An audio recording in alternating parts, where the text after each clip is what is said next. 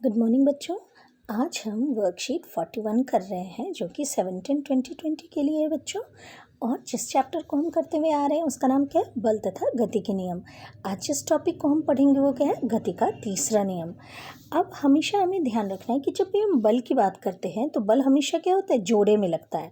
लेकिन ध्यान रखना है कि वो जो जोड़े में बल लगते हैं वो अलग अलग वस्तुओं पर लगते हैं, एक ही वस्तु पर नहीं लगते। ठीक है, जिन दो वस्तुओं के बीच बल लग रहा होता है उनमें एक एक क्रिया कर रही होती है। एक मान लो इधर की तरफ बल लगा रही है तो दूसरा इधर की तरफ बल लगा रहा होता है। तो और ये बल क्या होते हैं? विपरीत दिशा में होते हैं। यानी कि जब भी हम बल की बात करते हैं तो बल क्या होता है? जोड़े में होता है, विपरीत दिशा में होता है और अलग अलग वस्तुओं पर बल लग रहा होता है। ठीक है, इसी को और हम अच्छे से जानने की कोशिश करेंगे आज की वर्कशीट में। देखो यहाँ पे आपके क्या दिया हुआ है कि बल हमेशा जोड़े में होते हैं। यहाँ पढ़ रही हूँ बच्चों, बल हमेशा जोड़े में होते हैं और एक दूसरे के विपरीत कार्य करते हैं। यह गति के तीसरे नियम पर आधारित है। तो यही है कि बल जो जोड़े में लगते हैं और विपरीत दिशा में कार्य करते हैं, ये गति का तीसरा नियम है। क्या कहता है गति का तीसरा नियम? यहाँ देख लेंगे पहले, फिर वहाँ देखती हूँ यहाँ क्या कहता है। गति का तीसरा नियम कहता है, तृतीय नियम कहता है कि प्रत्येक क्रिया के समान एवं विपरीत प्रतिक्रिया होती है और यह दो विभिन्न वस्तुओं पर कार्य करती है। यानी कहने का मतलब है कि अगर एक वस्तु ने, मान लो ये दो वस्तु हैं हमारे पास, अगर इस वस्तु ने इस पर बल लगाया है, जितना बल लगाया, जितने मान का बल लगाया है, यानी मान लो हम कहते हैं कि 5 न्यूटन, 5 न्यूटन का बल लगाया है ए वस्तु ने बी वस्तु पर, तो बी वस्तु भी ए वस्तु पर कितने का बल लगाएगी? 5 न्यूटन का ही बल लगाएगी। लेकिन दोनों की दिशा क्या होगी? विपरीत होगी। ए मान लो इधर की तरफ लगा रहा है तो बी इधर की तरफ लगाएगा। ठीक है, अब देखो यहाँ दिया हुआ है कि जब एक वस्तु दूसरी वस्तु पर बल लगाती है तो दूसरी वस्तु भी पहली वस्तु पर बल लगाती है और दोनों विरोधी बल क्या होते हैं? बराबर मात्रा में होते हैं, पर उनकी दिशा क्या होती है? विपरीत होती है। एक को हम क्रिया कहते हैं तो दूसरे बल को हम क्या कहते हैं? प्रतिक्रिया कहते हैं। अब इसको और अच्छे एग्जाम्पल से समझावे कि जैसे मान लो हम फुटबॉल खेल रहे हैं और हम किक मारते हैं फुटबॉल पर, तो जब हम किक करते हैं यानी कि जो हम बल लगा रहे हैं वो क्या है? क्रिया है, क्रिया बल है। इससे फुटबॉल दूर चली जाती है। लेकिन हम जब किक लगाते हैं तो हमारे पैर में चोट, थोड़ी सी भी चोट महसूस होती है, दर्द महसूस होता है। ये क्यों है? क्योंकि फुटबॉल ने क्या किया है? फुटबॉल ने एक प्रतिक्रिया बल लगाया है हमारे पैर पर, जिस कारण कि हमें चोट या दर्द महसूस हो रहा है। ठीक है, अब इसको और देखो, एक और एग्जाम्पल दिया हुआ है यहाँ पर कि एक स्प्रिंग तुला हमने लिया है। देखो यहाँ देख रहे हैं बच्चों, हम एक स्प्रिंग तुला लिया हुआ है, ए नाम दे दिया है उसको, एक दूसरा लिया है हमने, उसका नाम बी दे दिया है। अब देखो इसको एक एक सिरे को हमने बांध दिया है और बी को हमने ए से लगा दिया है और बी के दूसरे सिरे को हम खींच रहे। जब हम खींचते हैं तो देखते हैं क्या कि दोनों पर जो बल का मान है, यहाँ देखो दोनों की जो रीडिंग है वो क्या है? बराबर आएगी। बराबर तो आएगी लेकिन क्या होगा? उसका मान क्या होगा? और माप तो बराबर है लेकिन उसकी दिशा क्या है? बल की दिशा जो है वो विपरीत है। देखो इसमें इधर की तरफ है ए में और बी में देखो इधर की तरफ है। ठीक है, तो अब है कि यहाँ ये आपको समझना है कि ए जितना बल बी पे लगा रहा है उतना ही बल बी क्या लगा रहा है? ए पे लगा रहा है।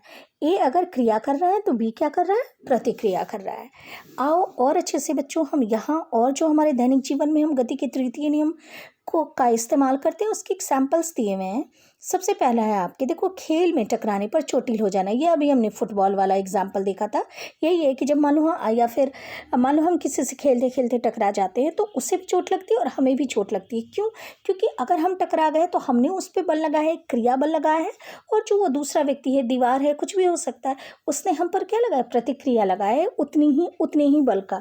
इसीलिए जब हम टकराते हैं किसी चीज़ से या किसी व्यक्ति से तो हम चोटिल हो जाते हैं। दूसरा है आपका पथ पर चलना। ये वाला बहुत इंपॉर्टेंट है और आपके एग्जाम में पूछता है। आपकी वर्कशीट में भी ये क्वेश्चन दिया हुआ है कि हम पथ पर कैसे चल पाते हैं, हम रास्ते पर चल कैसे पाते हैं। तो देखो जब हम रास्ते पर चलते हैं तो हमारा पैर जो है वो फर्श को पीछे की ओर धकेलता है, पीछे और नीचे की ओर धकेलता है। देखो यहाँ पीछे और नीचे की ओर धकेलता है, क्रिया है, हम लगाते हैं क्रिया बल। और इसी के फलस्वरूप, इसी के कारण जो प्रतिक्रिया बल है, जो फर्श है, जो जमीन है, जो सड़क है, वो क्या लगाती है? एक प्रतिक्रिया बल लगाती है ऊपर की तरफ और आगे की तरफ, जिस कारण कि हम चल पाते हैं। ठीक है बच्चों, उसके बाद देखो थर्ड क्वेश्चन है, बंदूक से गोली छोड़ने पर बंदूक का प्रतिक्षेपण, प्रतिक्षेपण होता है यानी कि बंदूक का पीछे की तरफ आना। तो जब हम गोली चलाते, बंदूक से जब गोली छूटती है, निकलती है, तो क्या होता है कि बंदूक ने उस गोली पर एक बल लगाया है, तो गोली भी क्या करती है, बंदूक पर, देखो बंदूक ने गोली की तरफ आगे की तरफ बल लगाया है, तो गोली जो है, बुलेट जो है वो पीछे की तरफ बल लगाती है, और इस पीछे की तरफ बल लगाने के कारण जो हमारा बंदूक है वो पीछे की तरफ आता है।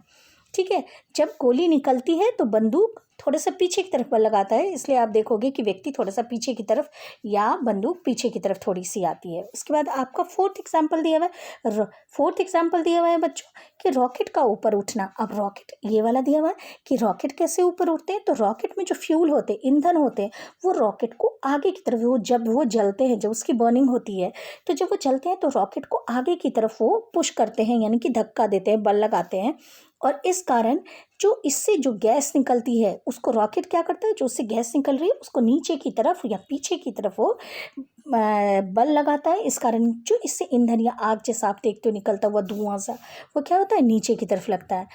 तो रॉकेट ऊपर की तरफ जाती है, और जो उससे धुआं या आग जैसा जो भी निकल रहा है वो क्या हो रहा है, ईंधन के जलने के कारण वो नीचे की तरफ या पीछे की तरफ आपको दिख रहा है। फिफ्थ एग्जाम्पल आपके दिया हुआ है, नाविक के आगे की ओर कूदने की स्थिति में नाव का पीछे की ओर गति करना।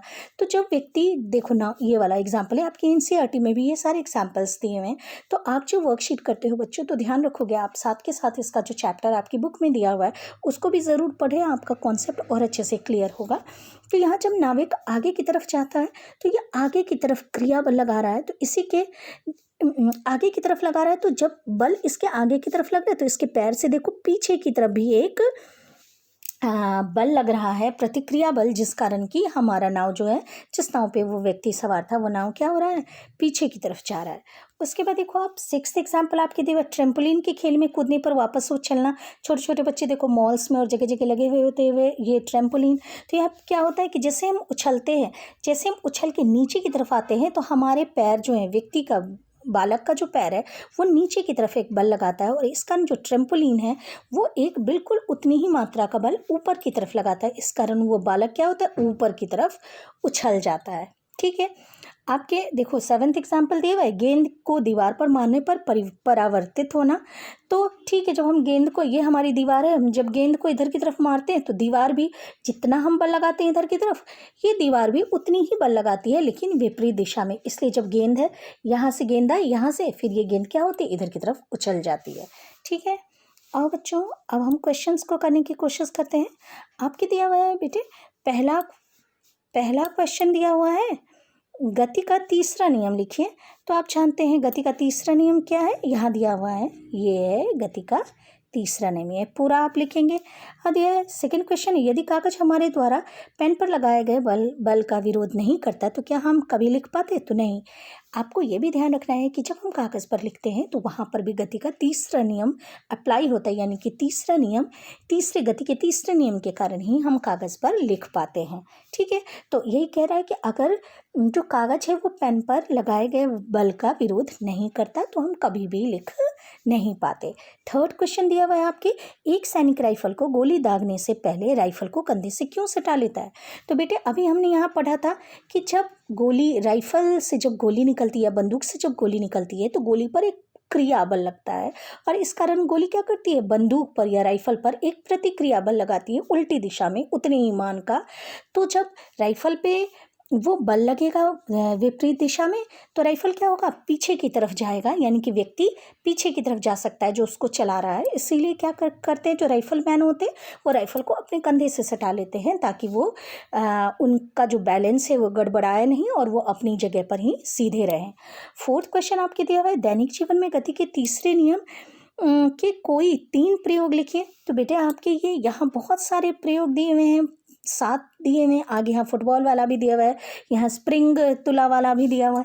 तो आपको ये आपकी मर्जी है, इसमें से 3 कोई सा भी आप चुनकर, मान लो पहला दूसरा तीसरा आप लिख लेंगे। ठीक है, फिफ्थ क्वेश्चन कह रहा है बेटे आपके, गति के तीसरे नियम की मदद से हमारे चलने की प्रक्रिया को समझाइए। तो अभी बताया था गति के तीसरे नियम के अनुसार हम कैसे इसको समझा सकते हैं कि जब व्यक्ति आगे की तरफ बढ़ता है तो उस समय वो क्या करता है, एक क्रिया बल लगाता है फर्श पर नीचे और पीछे की तरफ, जिस कारण कि फर्श के द्वारा जो प्रतिक्रिया बल लगता है उस प्रतिक्रिया बल के फलस्वरूप ही हम क्या होते हैं, आगे की तरफ अपने कदम बढ़ा पाते हैं या फिर चल पाते हैं। ठीक है बच्चों, इस तरीके से बेटे आज आपकी वर्कशीट खत्म होती है। आप एनसीईआरटी अच्छे से पढ़ोगे, आपको ये बहुत